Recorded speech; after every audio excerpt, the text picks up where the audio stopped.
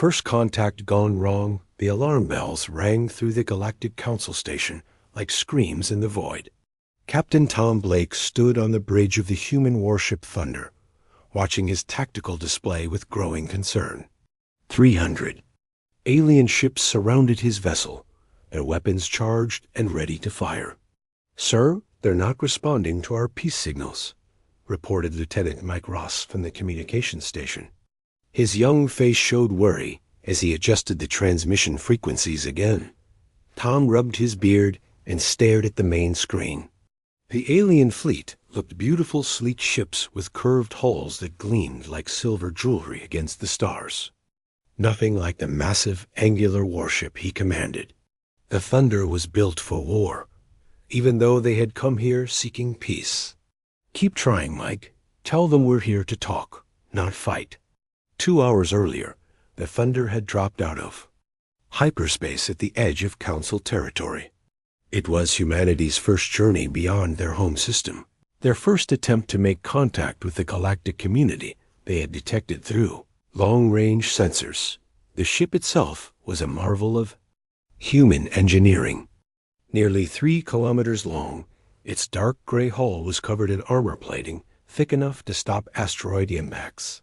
Massive railguns ran along its sides, and its fusion reactors could power a small city. But despite its fearsome appearance, Captain Blake had strict orders: establish peaceful contact at all costs. Inside the Council station, panic filled the emergency chambers. Ambassador Nex of the Blue Star Empire slammed his 6-fingered hand on the conference table. "This thing is a weapon of mass destruction," he shouted, his blue skin turning purple with rage. "Look at the size of those guns." The other council members nodded in agreement. For over 400 years, the Galactic Council had maintained peace through careful diplomacy and trade agreements. Their ships were built for exploration and commerce, not warfare. The largest weapons they carried were mining lasers and asteroid breakers. "We must assume hostile intent," declared Prime Minister Kala of the Red Moon Federation. Her red eyes glowed with fear as she watched the tactical display. "No peaceful species builds ships like that." Council Leader Vox, an ancient being whose crystal body had witnessed the formation of the Council itself, raised his hand for silence. "Perhaps we should try communication first." "We did try," snapped General Hex of the Solar Alliance. "They ignored our hails and kept moving toward our territory. This is clearly an invasion force." Back on the Thunder, Captain Blake received the first official message from the Council. The translation came through clearly. "Unknown vessel, you are in violation of Council space. Power down your weapons immediately or face destruction." Blake turned to his weapons officer, Commander Jane Smith. "Jane, are our guns powered up?" "No, sir. All weapons are offline. Our reactor is running at minimum power for life support and engines only." The captain frowned. "Then why do they think we're armed?" The answer came from their science officer, Dr. Bob Chun. "Sir, I think they're reading our reactor signatures. Our fusion plants put out more energy than their entire fleet combined. They might think we're charging weapons." Blake nodded and opened a channel to the Council fleet. "This is Captain Tom Blake of the Earth vessel Thunder. We come in peace, seeking diplomatic contact. Our weapons are powered down. We request permission to speak with your leaders." The response came swiftly. "Human vessel, you will surrender immediately or be destroyed. You have 5 minutes to comply." "Sir," Lieutenant Ross called out, "their fleet is moving into attack formation." Blake felt his heart sink. Everything was going wrong. Humanity had spent 50 years preparing for this moment, building their best ship and choosing their most experienced crew. They had come here hoping to join the galactic community, to trade knowledge and resources, to learn from older civilizations. Instead, they were about to fight a war nobody wanted. "Sir, should we power up our defenses?" asked Commander Smith. Stared at the alien fleet on his screen. 300 ships against one, It should have been no contest. But the Thunder wasn't just any ship. It was built to human military standards, designed to face the worst threats they could imagine. These alien vessels looked like pleasure crafts in comparison. "Power up shields only," he ordered. "Do not activate weapons. If they attack, we defend ourselves, but we don't fire first." The Council fleet opened fire exactly 5 minutes later. The Thunder shook as hundreds of energy beams struck its shields. The alien weapons were sophisticated, but weak compared to human military technology. Blake watched his shield status remain at full power, even as the barrage continued. "Sir, their weapons can't penetrate our shields," reported the tactical officer. "Good. Mike, send another message. Tell them we don't want to fight." But the Council fleet had already made their decision. They launched their most powerful weapons, quantum torpedoes that could crack a moon in half. The weapons struck the Thunder and exploded in brilliant flashes of light. The human ship emerged from the explosions completely undamaged. On the Council station, the alien leaders watched in horror as their most powerful weapons failed. The human ship hadn't even bothered to dodge. It had simply absorbed attacks that should have destroyed it. "Impossible," whispered Ambassador Nex. "Nothing can survive a direct hit from quantum torpedoes." "Unless," said General Hex slowly, "they're more advanced than we thought." The fear in the room was thick enough to cut with a knife. If the humans could build one ship like this, how many more did they have? If they could survive the Council's best weapons, what weapons did they carry? Captain Blake made his final attempt at peace. "Council fleet, we don't want to hurt anyone. Let's stop this now and talk." But it was too late. The fear had taken hold. The Council fleet retreated, carrying news that would spread terror across the galaxy. Humanity's first contact with alien life had become their first act of war. Asterisk. The hunt begins. The news spread across the galaxy like wildfire. Within hours, every civilized world knew about the human warship that had shrugged off the Council's most powerful weapons. Fear gripped species that had never known real war. On the mining world of Ketos Prime, worker drones stopped their excavation to watch emergency broadcasts. The footage showed the Thunder emerging from explosions that should have vaporized it, completely unharmed. Panic buying began immediately as civilians stockpiled food and fuel. Captain Blake stood in his ready room, reading intelligence reports that his ship's sensors had gathered during the battle. The information painted a disturbing picture of the galactic community they had hoped to join.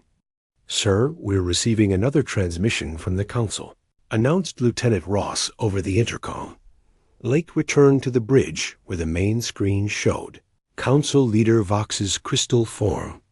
The ancient being's usual calm demeanor was gone, replaced by something that looked like desperation. "Human Captain," Vox began, his voice crackling through the universal translator, "we offer you one final chance.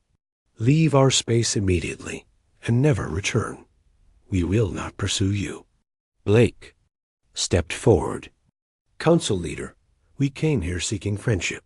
We have no intention of leaving until we've had a proper diplomatic discussion." "Then you have doomed us all," Vox replied before cutting the transmission. Unknown to Blake, the Council had already activated Protocol 7, a secret agreement signed by all member species 4 centuries ago. It authorized the complete destruction of any threat to galactic civilization by any means necessary. Deep in the Council station's restricted levels, teams of scientists worked frantically on Project Sunfire. Dr. Yara Kell, the Council's top weapons researcher, studied the scan data from the human ship with growing amazement. "Their shields operate on principles we don't understand," she told her team. "The energy output from their reactors is beyond anything we've seen. If we're going to stop them, we need something completely new." Her assistant, a young vegan named Tor, raised a tentative hand. "Dr. Kell, What if we're wrong about their intentions? What if they really do want peace? Kel turned to him with tired eyes. Tor, look at their ship. It's designed for one purpose, to destroy things. No peaceful species builds weapons like that. Meanwhile, on the Thunder, Captain Blake faced his own crisis. His orders from Earth Command were clear: establish peaceful contact at all costs. But his crew was growing restless as alien ships continued to shadow them at long range. Sir, Commander. Smith approached him privately. The crew is asking questions. Why are we letting them hunt us? We could end this in minutes. Blake knew she was right. The Thunder carried enough firepower to sterilize planets. Its weapons were designed to fight. Hypothetical alien invasions, not to make friends. But using that power would prove the Council's fears correct. We stick to the mission, Jane. We're here to make peace, not war. But, sir, what if they won't let us? Before Blake could answer, alarms began sounding throughout the ship. A tactical display showed dozens of new contacts dropping out of hyperspace around them. Sir, it's a Council fleet, reported the tactical officer. 200 ships moving to surround us. Blake studied the formation. These weren't the same converted merchant vessels from the first encounter. These ships were different, sleeker, more aggressive looking. The Council had sent their military. Incoming transmission, sir, called Lieutenant Ross. The screen showed Admiral Rex Kane, the Council's supreme military commander. His scarred face and cold eyes spoke of decades of warfare against pirates and rebels. Human vessel, you are ordered to surrender immediately. Power down your engines and prepare to be boarded. Blake felt the weight of history on his shoulders. Whatever happened next would determine whether humanity joined the galactic community or became its greatest enemy. Admiral, we are a peaceful diplomatic mission. We have no intention of surrendering to what appears to be an act of war. Kane's expression didn't change. You have 10 minutes to comply. After that, we will open fire with everything we have. The transmission ended, leaving the bridge in tense silence. Commander Smith spoke first. Sir, our sensors show they're carrying some kind of new weapon. Energy signatures are off the charts. Blake nodded grimly. The Council had spent the last few hours building something specifically to kill his ship. The question was whether it would work. Sir, called Dr. Chan from the science station, I'm detecting massive energy buildup in their lead ship. Whatever they're planning, it's big. Blake made his decision. Red alert. All hands to battle stations. Shields to maximum. If they want to fight, we'll give them one. As the Thunder prepared for battle, Captain Blake sent one final message to Earth. First contact has failed. The Council views us as a threat. We are about to engage superior numbers. If we don't survive, tell Earth to prepare for war. The galaxy's age of peace was about to end forever. The weapon of last resort, the Council's superweapon, charged with a sound like thunder rolling across the stars. Dr. Yara Kell watched from the command center as her life's work prepared to fire. Project Sunfire had taken every resource the Council possessed, the combined knowledge of 47 species, working together to create something that could pierce human defenses. Energy at 90%, reported her assistant Tor, his hands shaking as he monitored the readings. Dr. Kell, are we sure about this? Kell stared at the tactical display, showing the human ship surrounded by their fleet. Tor, that vessel represents the end of everything we've built. 400 years of peace, gone. We have no choice. Aboard the Thunder, Captain Blake felt the hair on his arms stand up. His ship's sensors were screaming warnings about the energy buildup in the Council fleet's lead vessel. Sir, whatever. They're charging. It's drawing power from their entire fleet, reported Dr. Chan. I've never seen energy readings like this. Blake gripped his command chair. Time to firing? 30 seconds, sir. The captain opened a ship-wide channel. "All hands, this is the captain. We are about to face a weapon designed specifically to destroy us. I want you all to know that Earth is proud of what we've accomplished here. If we don't make it home, we've still shown the galaxy what humanity can do." In the Council Command Center, Admiral Kane watched the countdown timer reach 0. "Dr. Kell, fire when ready." "Firing Sunfire weapon," Kell announced. The super weapon discharged with a flash that lit up half the star system. A beam of pure energy, carrying the power of a small star, lanced across space toward the human warship. The thunder disappeared in a ball of light brighter than the system's sun. For 10 seconds, nobody could see anything. The energy discharge overwhelmed every sensor, every screen, every optical system for millions of kilometers. When the light faded, the Council fleet stared in disbelief. The human ship hung in space, completely undamaged. Not even a scorch mark marred its dark hull. "Impossible," whispered Admiral Kane. "Nothing could survive that." Dr. Kell stared at her readings in shock. The energy just vanished. It's like their ship absorbed it. On the Thunder, Captain Blake looked around his bridge in amazement. "Damage report." "No damage, sir," reported Commander Smith. "In fact, our power levels are higher than before. It's like their weapon charged our batteries." Dr. Chun was frantically checking his instruments. "Sir, I think I understand what happened. Their weapon was pure energy, and our shields are designed to absorb and redirect energy attacks. The more power they put into it, the stronger our shields became." Blake felt a cold dread in his stomach.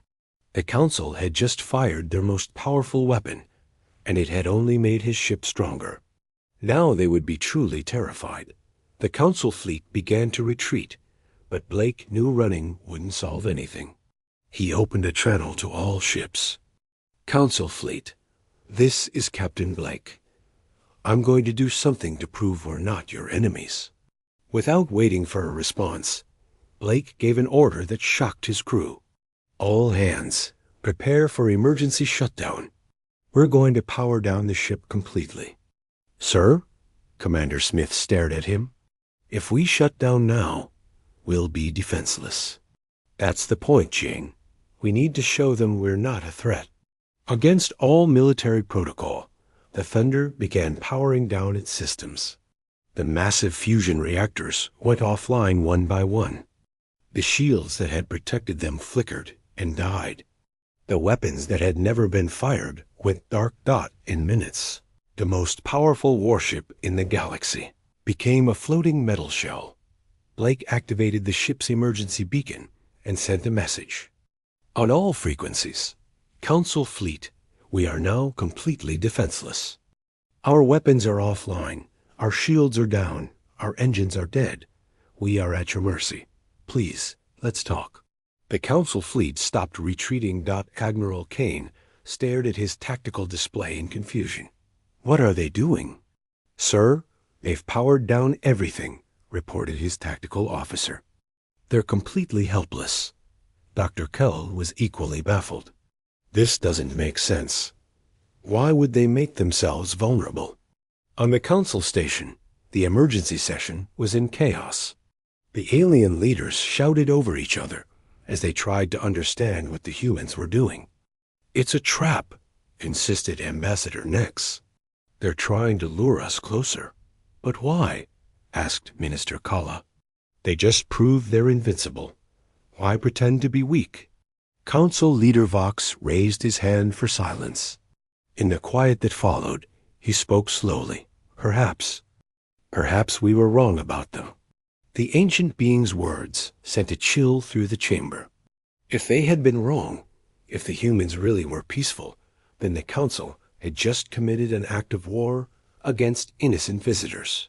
"There's only one way to find out," Vox continued. "We board their ship and see for ourselves." Admiral Kane received the order with disbelief. "Board the human vessel? Sir, that could be suicide." "Admiral, they've made themselves defenseless to prove a point." The least we can do is listen. As the council prepared boarding parties, Captain Blake waited in the dark on his powerless ship. Everything now depended on whether fear or curiosity would win in the alien minds. The future of human-alien relations hung in the balance. Truth.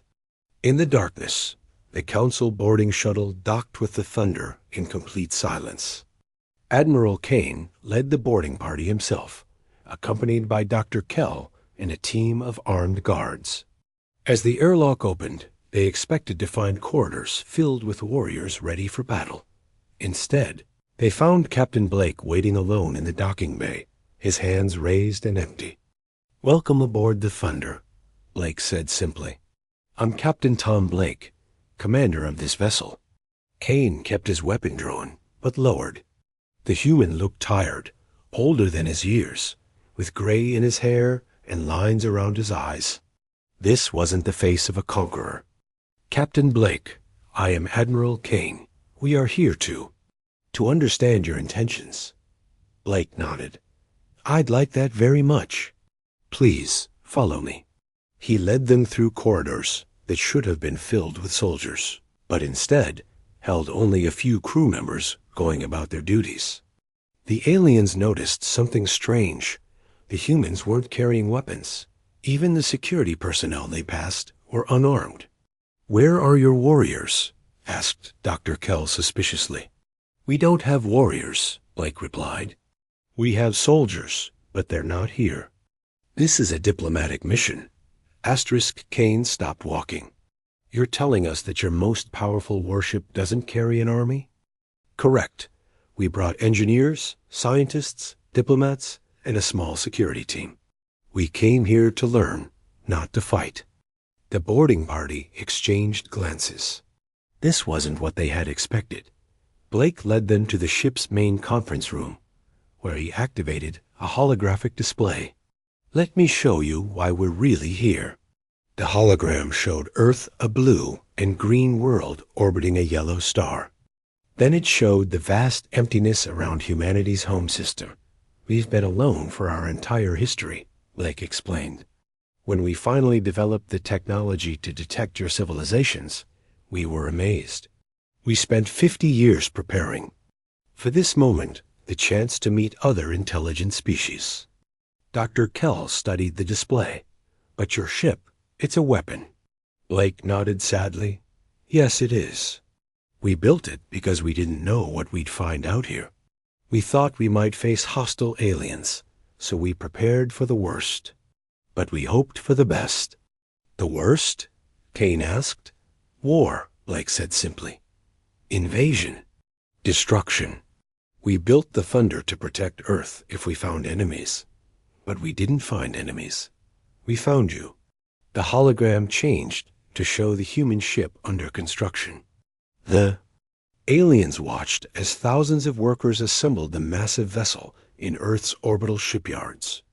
"It took us 20 years to build this ship," Blake continued. 20 years of our best minds working together.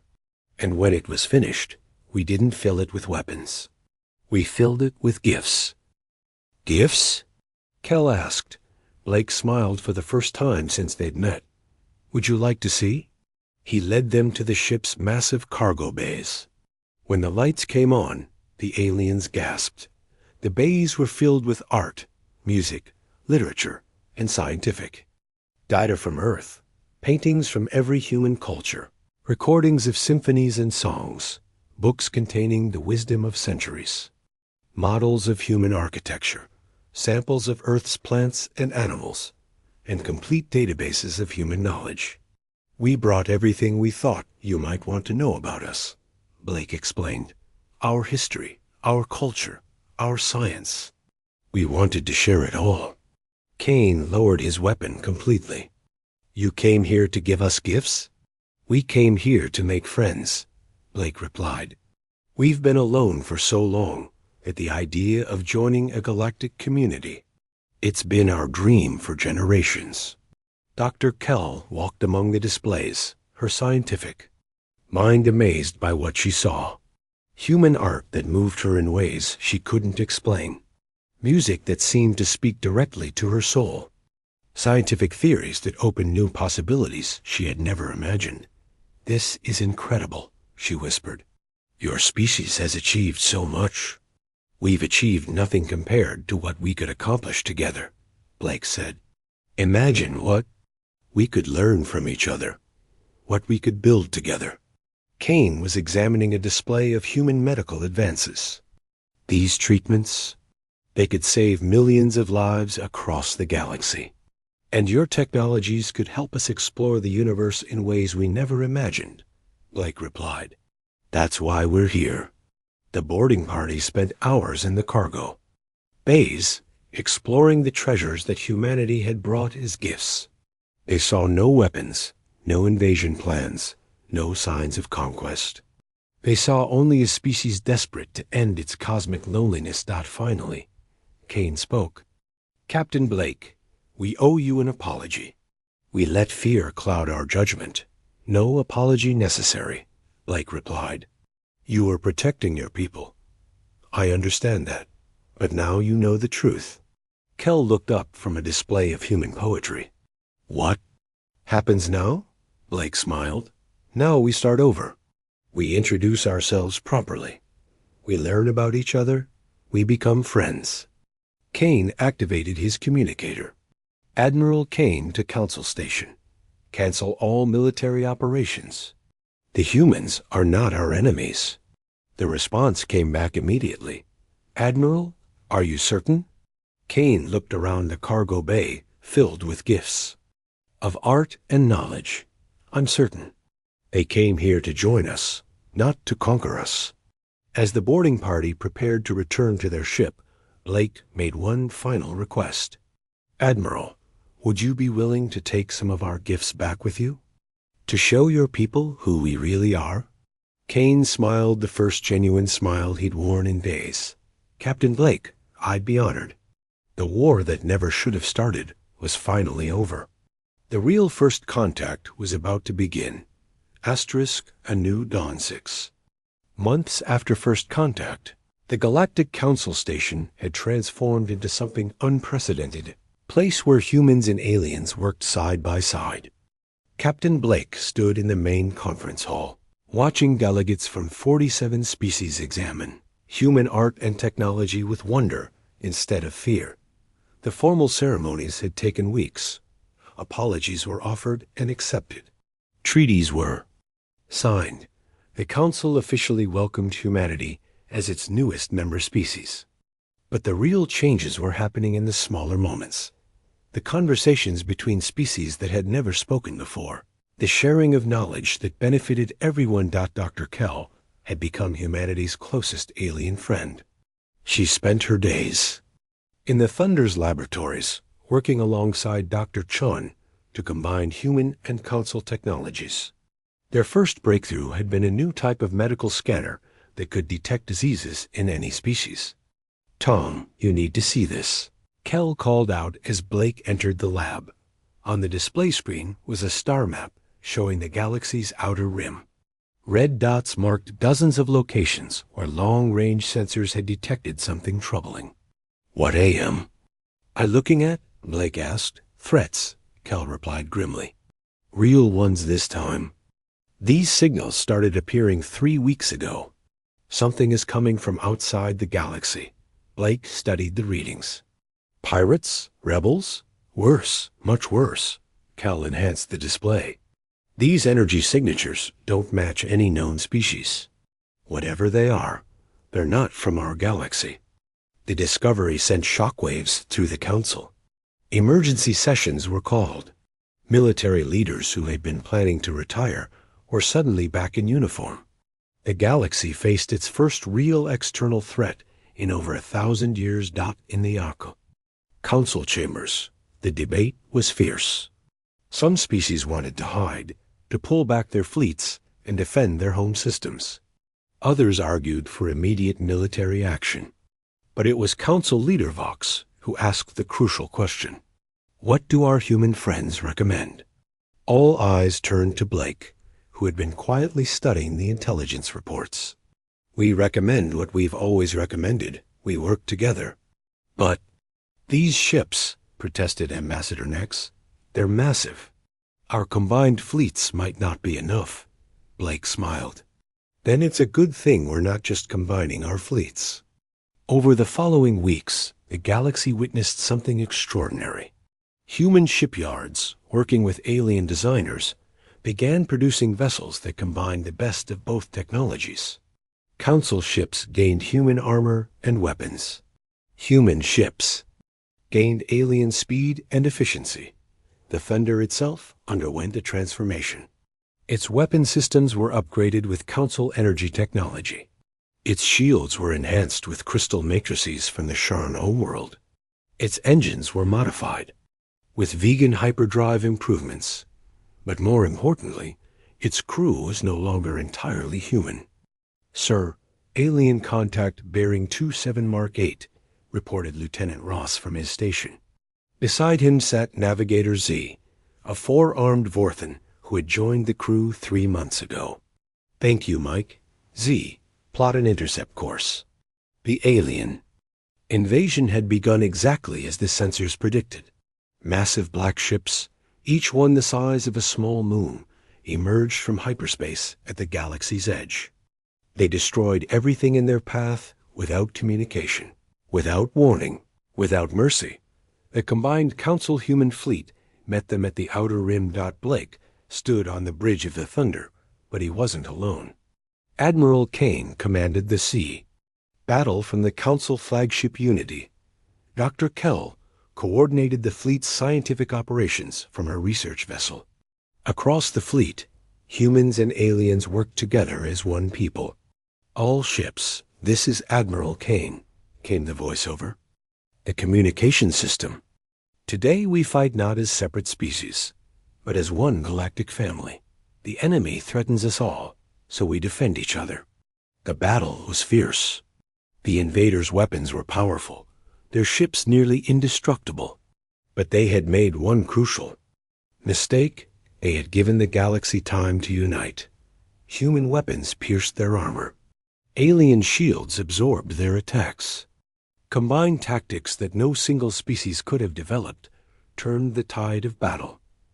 When the last invader ship was destroyed, the galaxy erupted in celebration. But Blake knew the real victory wasn't the battle, it was what had happened before. The battle. Sir, Commander Smith approached him as the fleet prepared to return home. The Council is offering to make you a permanent admiral in their fleet.